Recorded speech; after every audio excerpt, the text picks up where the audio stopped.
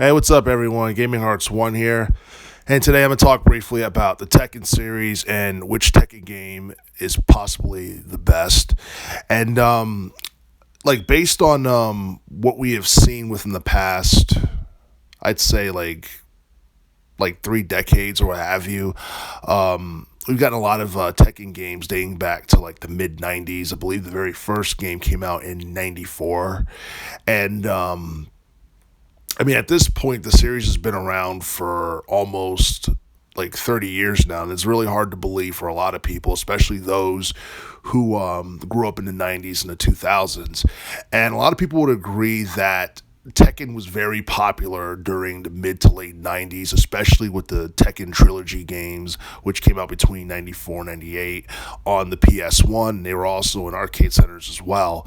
And it seemed like in the 2000s, the Tekken series kind of, like, the momentum for the series kind of just went off a cliff just a little bit, only because the Tekken 4 game from the early 2000s was kind of a flop in the sense where it wasn't as popular as the first 3 Tekken games from the 90s. But at the same time, it still did pretty good in commercial sales. It managed to crack over 2 million, but that's still it was still pretty low compared to what Tekken 2 and 3 did in terms of sales. And then you look at the Tekken 5 game, which came out like in the mid 2000s. That was one that was really popular, and I believe that managed to reach at least 6 million in sales on the PS2. And then you had Tekken 6, which came out back in 2007, and I feel like Tekken 6 was a pretty good game, but a lot of people wouldn't say it was as popular as like other installments within the series, like the ones from the 90s. But the gameplay and the graphics and just basically having a lot to do in Tekken 6 was something that made it very enjoyable. But as far as like best Tekken games are concerned, or which game is like the best ever, a lot of people are now going on record and say that it's quite possibly Tekken 7 from 2015, because you pretty much look at Tekken 7 and you basically look at how much commercial success it's had. It's undeniable that's one of the best fighting games of the teens decade, because here you have a game that has over 50 playable characters. About 16 of them are like unlockable, and then you have to pay for about 14 more DLC. You had a main storyline, a campaign mode, and I think the main storyline for Tekken 7 on average, it takes about 3.5 hours at least to just complete the main story. And there was just so much about Tekken 7 that was awesome, from the cinematic quality to the voice acting, and that was something that was like among the strongest pros that the game had. And then like the story mode was also pretty unique because it was divided into 2 parts. And then you had the main story, which was the Mishima saga, and then you had the second part, which consisted of a series of character episodes, similar to that of Street Fighter V, which came out back in 2016. And in fact, I think Capcom may have gotten their inspiration for like the story mode for Street Fighter V from Tekken 7. And at the time when it came out, in 2015, like the whole story, it felt really original, because I don't think I've seen any fighting games do that, or present the story the way that they did before Tekken 7 came out. And the way the story was presented was pretty unique as well, because it was told from the perspective of a reporter who lost his wife and son in a crossfire in relation to the conflict between the G Corporation and the Mishima Zaibutsu. And the game took place, I guess, shortly after the events of Tekken 6, which came out in 2007, and it led up to the final battle between Heihachi Mishima and his son Kazuya. And this is something that's been brewing since Tekken 2, because they've been trying to kill each other for God knows how long. And I think with the ending of Tekken 7, it seems like Kazuya had finally killed Heihachi Mishima, but I guess that remains to be seen, because Tekken 8 is supposed to be coming out, and all you see in the trailer for Tekken 8 is Jin Kazama and Kazuya fighting each other, and a lot of people are under the impression that Heihachi Mishima is dead, which he probably is, but we'll just have to wait and see. But Tekken 7 was a game that saw a mixture of familiar faces and new characters. Like when it comes down to familiar faces, you had Jin Kazama, Hihachi, you had Kazuya, Eddie Gordo, Julia Chang, Paul Phoenix, Anna Nina Williams, Brian Fury, and there was like many other people.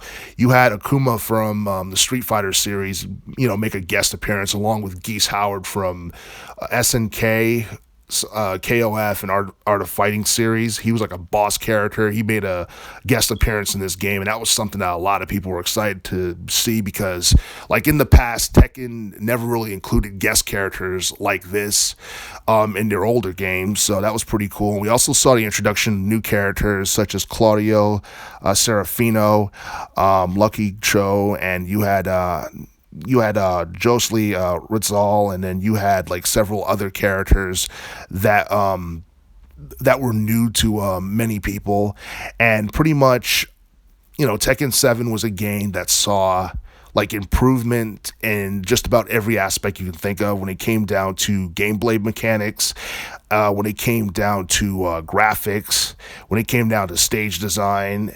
I mean, pretty much Tekken 7 was well polished. It was something that looked like it looks amazing like right now and like 7 years later. You know what I'm saying? It's something that would look excellent on the PS5. I do feel like it's a game that should be remastered for the PS5 or the Xbox Series X or what have you. And Tekken 7 is probably the best-selling video game within its series right now because it reached like around 9 million in terms of sales since its release back in 2015, and I believe Tekken 3 reached roughly around 8.3 million back in the late 90s during the PS1 era. So Tekken 7 surpassed Tekken 3 in terms of sales, but I feel like the Tekken series was more popular back in the mid to late 90s than it was during the teens decade. It's just that I feel like Tekken 7 is just one of those games that exceeded many people's expectations, and a lot of people would go on record and say that the game was better than Street Fighter 5 from 2016, mainly because it had more commercial success, and I feel like, well, in terms of, I guess, mainstream popularity, some could go on record and argue that Street Fighter was more popular because it's been around a little bit longer than Tekken for the most part, but yeah, for the most part, Tekken 7, I do feel, is probably one of the better fighting games that we have seen within the past decade. And a lot of people will go on record and, say that maybe Tekken 3 or Tekken 5 is probably better than 7.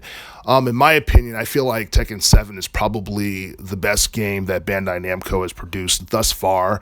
And, like, when you, I guess, play the story and you play the game and all that stuff, it feels like it's like a live action cinema. There are times where you could kind of forget about the fact that you're playing a game, and it's like a surreal like gameplay experience. And I do feel that they're going to do everything in their power to try and make Tekken 8 better than Tekken 7 if that's possible.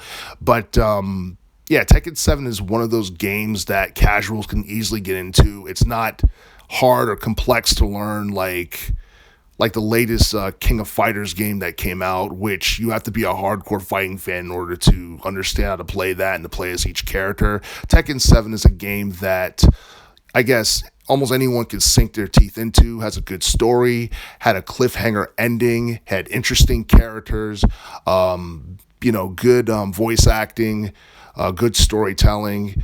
You can't really have anything bad to say about Tekken 7 in general.